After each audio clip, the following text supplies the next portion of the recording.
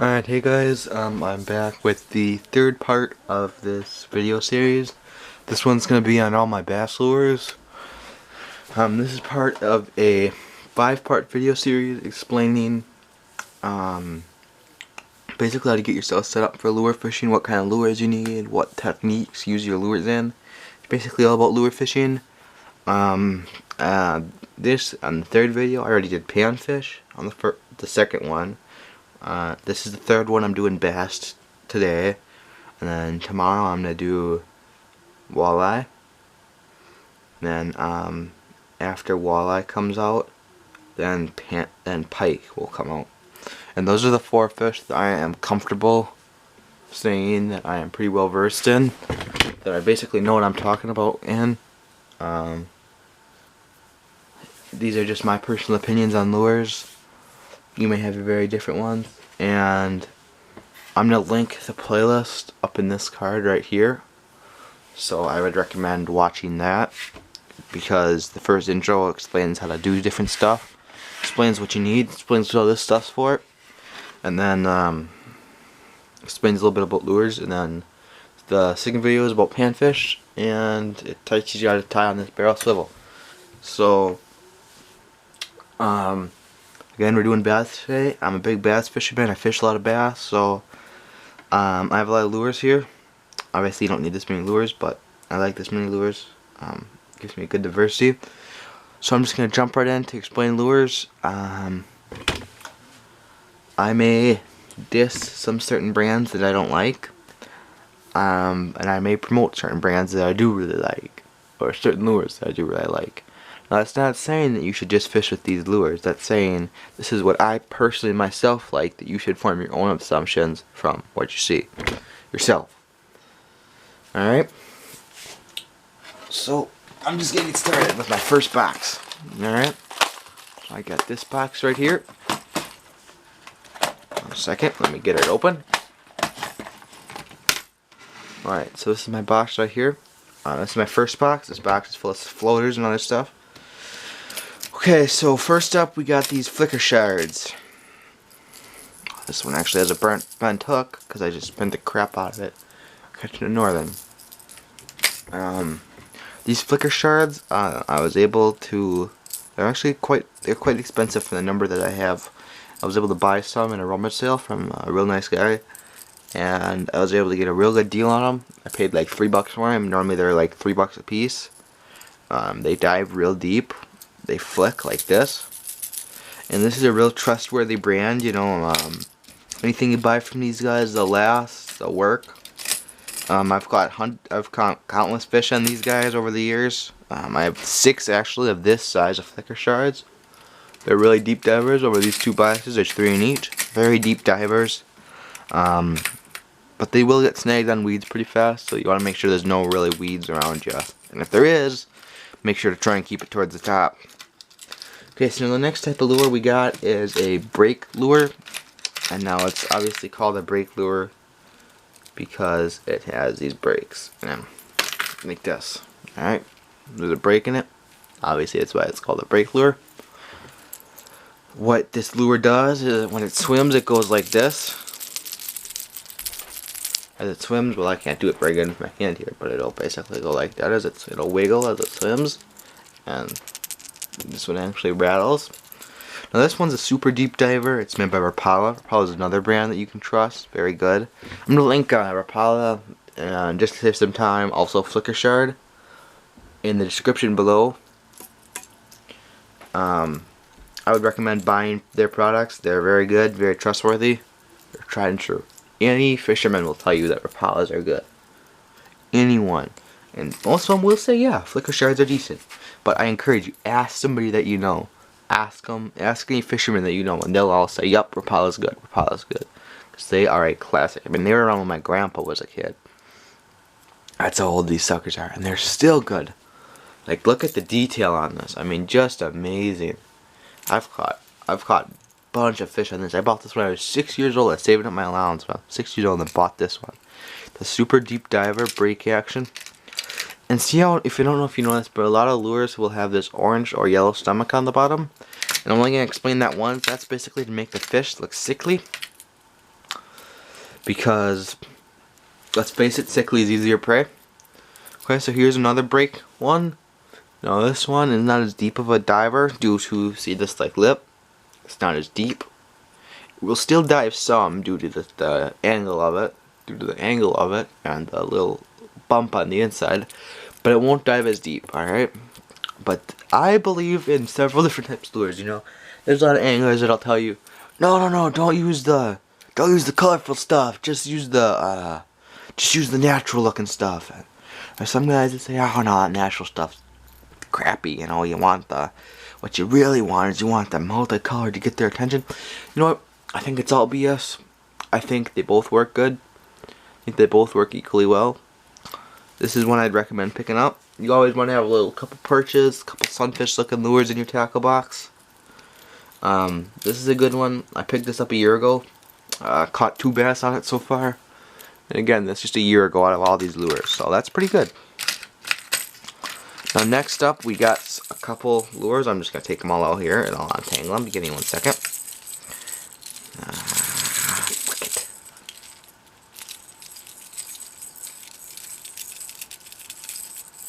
Alright, as you can see right here, this one is called a Rapala floater.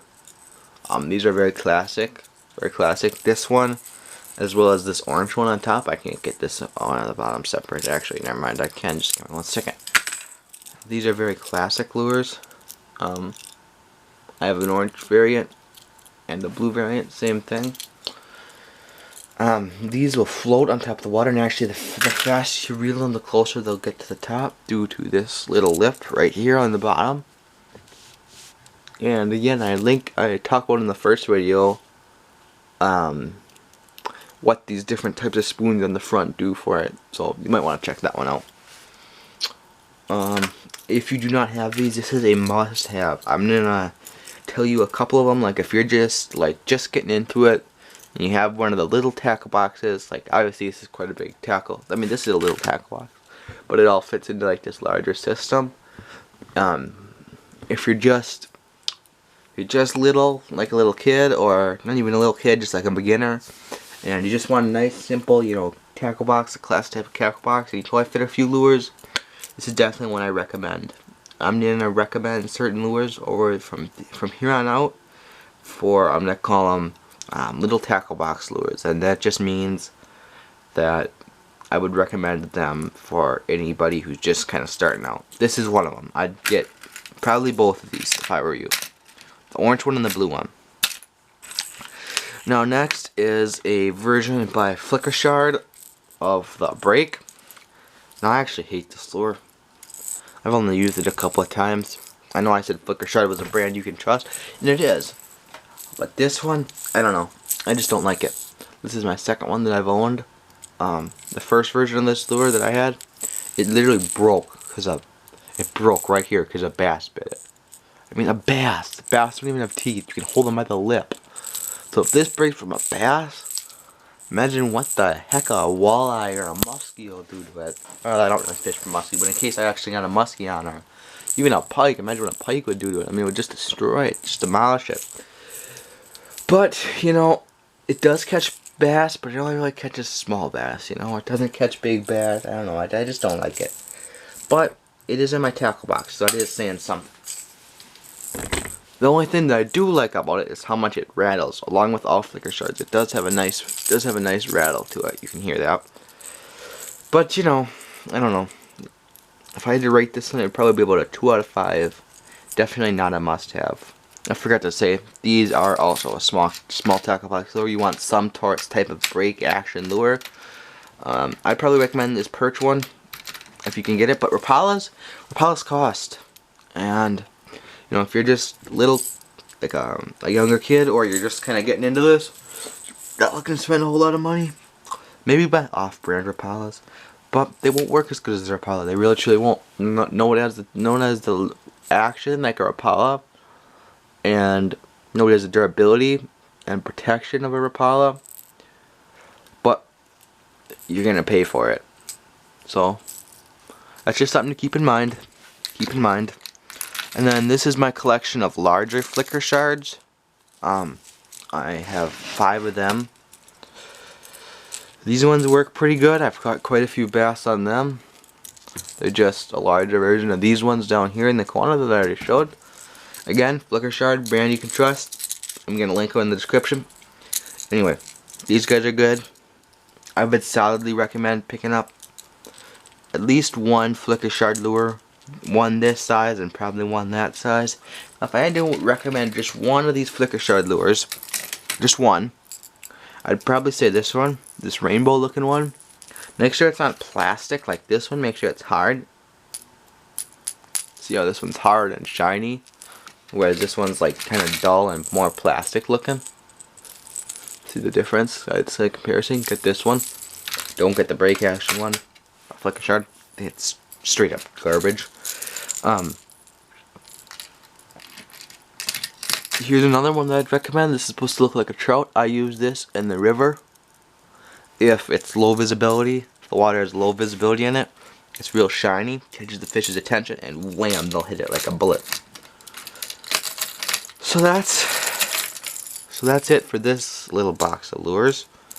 On to the next one.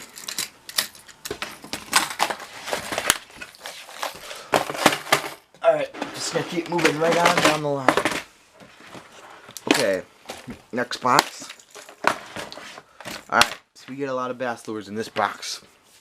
Okay, so down here,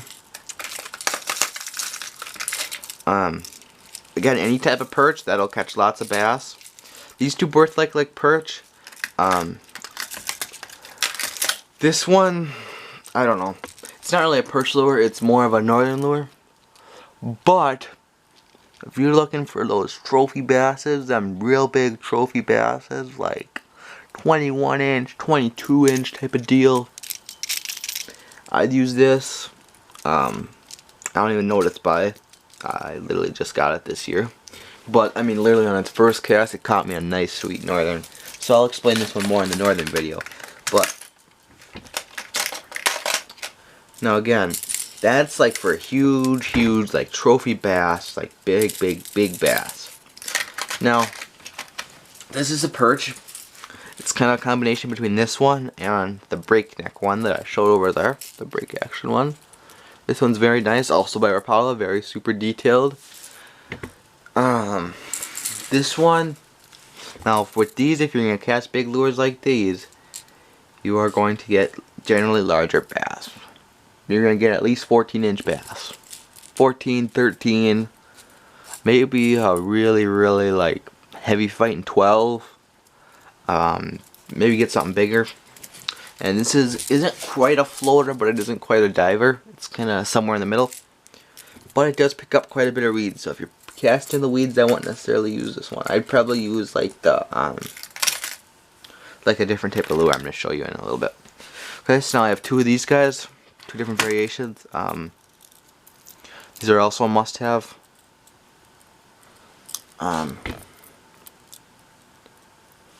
If you can see them, they look like little trout with a big spoon on them. No, when I see them, what they're a must-have is actually these lures aren't the best, but there's a variation of them that I lost just this last year that is brown, and it actually looks brown and it is very well colored. It actually looks like a baby trout. And I'd recommend picking that one up definitely if you're a small time angler, you know, just getting into it or whatever. Small tackle box lure for sure. For sure. Alright, now this is another variation of lure. I have 3 of these guys. Now, I have them in all different shapes and sizes. This one's a little bit smaller. This one will float on the surface pretty good, but it'll still dive a little bit. It's a very good one. You just gotta watch out for these treble hooks because they're pretty sharp. But that one's pretty good. That's one you want to get some kind of fat belly. I call them fat belly Rapalas. It's not really what they're called, but that's what I call them.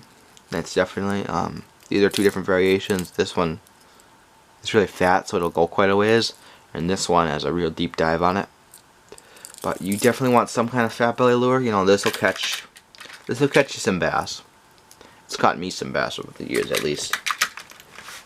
And again, this is just my personal opinion. Feel free to disagree with me.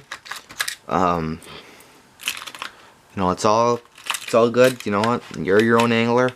You do what you want. Honestly, really, truly. Here's another classic type of bass lure. I call them spin baits. They have all different types of names. So it basically consists of a jig head. You can't make this on your own, but it basically consists of like a jig head looking thing, and this little like skirt around it, and a little hook right there. Now there's two variations to this. There's this variation, and they sell all kinds of these for bass, but this size variation is very good for bass, nice size. A lot of bass ones you'll see this one only has 1 spoon, but a lot of them will have 2 spoons. I actually prefer the 2 spoon, but I have the 1 spoon right now. I'm just testing it out, you know, testing it out. And these are all lures. If they've made it into this tackle box, they have some worth, definitely, because I'm very picky about my lures. Which lures? And this one actually, I just caught a northern on this one yesterday. Not a hunker, but it wasn't a snake either. It was a 24-inch northern. So even though they're bass lures, I would recommend them for northern, or maybe even if you can get a big enough one, musky. They're just kind of a pain to fit in your tackle box. Alright, here's another one. This is a classic. This is a complete floater. It has quite a rattle to it. Very detailed bullfrog. This is definitely a small tackle box lure. I got gifted this one by my grandpa a couple years ago. Still works with deadly accuracy. I mean, I catch some fish on this baby. I catch some real nice fish on that one. Alright. And then we got this one. This is another type of variation of lure. I have quite a few of them actually.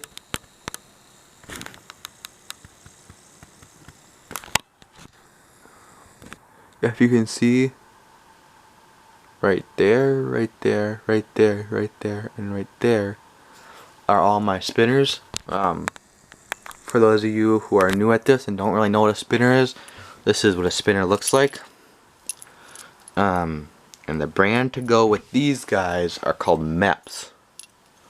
I don't know if you can see this one. I like the Black Fury version a lot. See how it has this fur almost on the tail that makes it a bucktail. And this is number 4, Mepps Black Fury. This is the by far #1 best bucktail spinner I've ever owned. Hands down, this will catch you bass. This is definitely a small time lure, small tackle box lure as I call them. This will catch you nice bass. And really any type of spinner will. Any type of spinner is good for bass. I as well got this one. Another variation of it, a little bit more basic. No bucktail on it. Fell off.